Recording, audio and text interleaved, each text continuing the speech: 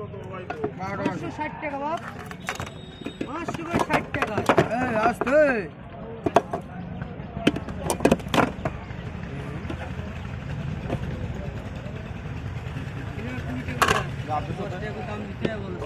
মারতে হলে 400 দিলাবা।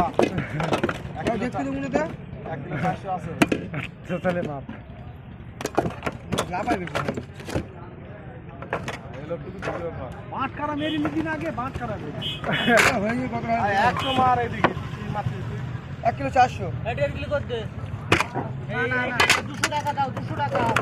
এটা আরো কম করে গে। না জল করে লাগবে না